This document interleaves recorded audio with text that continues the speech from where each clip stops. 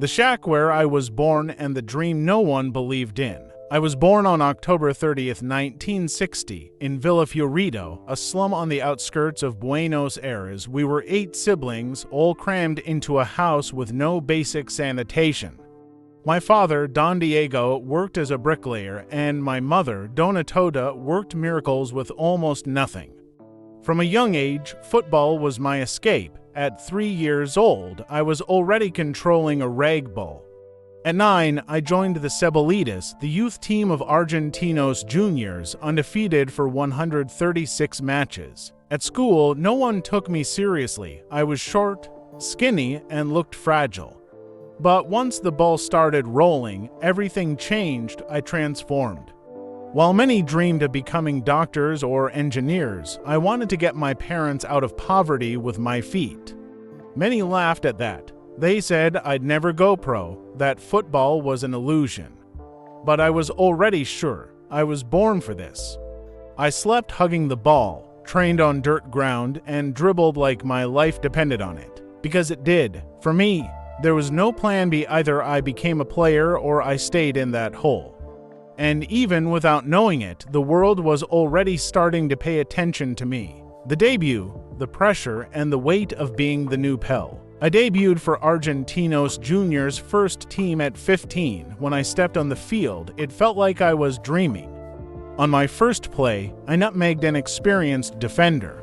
I heard laughter from the crowd, but not mocking. It was admiration. In just a few matches, I was making headlines. Soon came the invitations, the agents, the journalists.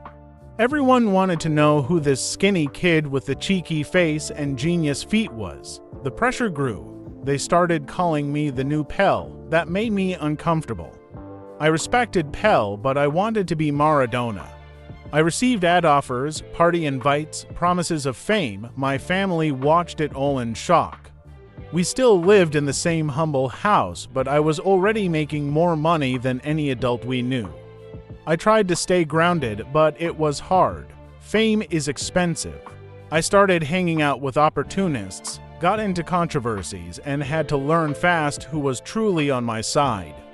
Still, on the field, nothing changed. I kept playing with passion. Football was art to me, and every game was a new canvas. I just wanted to paint it my way. Barcelona, assaults, and the first fall. In 1982, I was signed by Barcelona for a fortune. Spain welcomed me like a king, but not everything was a celebration. I suffered a serious injury early on and spent months sidelined. When I returned, I had lost my spot. I faced brutal tackles on the pitch. Players like Goicoechea seemed determined to destroy me physically. In a match against Athletic Bilbao, I was attacked, and in the 1980 for Copa del Rey final, I retaliated with a flying kick. It was a scandal. Footage of me brawling on the pitch went worldwide. The club's board couldn't take the issues anymore. My relationship with the Spanish media also soured. They called me undisciplined, explosive, uncontrollable. They weren't wrong. I was frustrated, felt misunderstood. Off the field, the excesses were showing. Parties, drinks, dangerous company, but still, I knew it wasn't the end. What seemed like a fall would become the most glorious restart of my life. Italy awaited me. Naples, the city that made me God. When I arrived at Naples in 1984, many questioned my decision. They said I was lowering myself by joining a small team from southern Italy.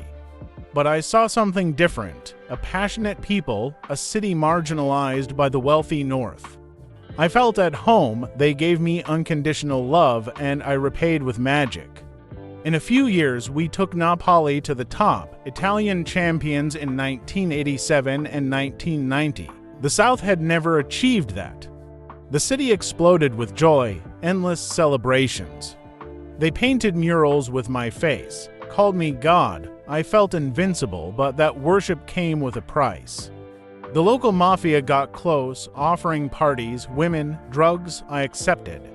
I began living a double life, hero on the pitch, self-destructive off it. Yet, I kept dazzling the world with dribbles, passes, impossible goals. On the field, I was untouchable. Off it, I was slowly sinking, surrounded by flatterers and vices. Napoli was my greatest glory and the beginning of my downfall. The '86 World Cup, the hand of God and the goal of the century. The whole world met me in 1986. The Mexico World Cup was my stage. In the match against England, a clash marked by the wounds of the Falklands War, I scored 2 historic goals. The first with my hand, disguised as a header. The referee validated it. I said it was the hand of God. The world split. Some called me a cheater, others a genius. 4 minutes later, I scored what many consider the most beautiful goal in history. I picked up the ball at midfield and dribbled 6 Englishmen before slotting it in. It was the summary of my life, cunning and genius in one match. In that World Cup, I led Argentina to the title almost single-handedly. It was the crowning moment. From then on, I became a symbol, a living legend. But the greater the fame, the heavier the burden. Back in Italy, the off-field problems worsened, cocaine use became frequent. And still, I kept playing, resisting, fighting my own demons. The fall, addiction, and the suspension that broke me. In 1991, I tested positive for doping, cocaine. The news hit like a bomb.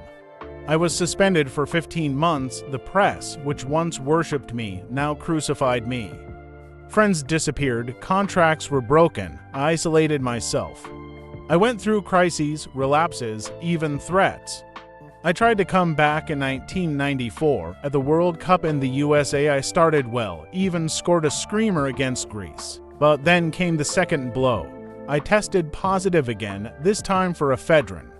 I was expelled from the tournament and from football. That image of me being escorted by the nurse, wide-eyed and pointing, was forever etched in memory. It was the end of an era. Football gave me everything, but it also charged a high price. The drugs, the weight of fame, the excesses, all took their toll. Gradually, I left the pitches, but I would never leave the fans' memory. There was still much to live, but my body and mind were no longer the same. Death and the eternal legacy of an immortal rebel. After hanging up my boots, I tried coaching. I led the Argentine national team, local clubs, but never had the same shine. My body couldn't keep up. I went through surgeries, hospitalizations, and constant battles with addiction. I had moments of clarity and others of despair. But every time I appeared in public, the reaction was the same: applause, affection, reverence. On November 25, 2020, at age 60, my heart stopped. The world mourned. In Argentina, national mourning was declared. Thousands took to the streets. In Naples, everything came to a halt. Even the stadium was renamed after me. My wake was chaotic, full of emotion and turmoil, just like my entire life. I was loved and hated, exalted and criticized. But no one remained indifferent because I was more than a player.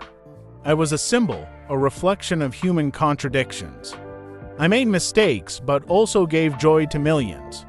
I was Maradona, and not even death can erase that. And if this story moved you, just imagine how many more we're going to uncover here. Subscribe to the channel, leave a like, and turn on notifications.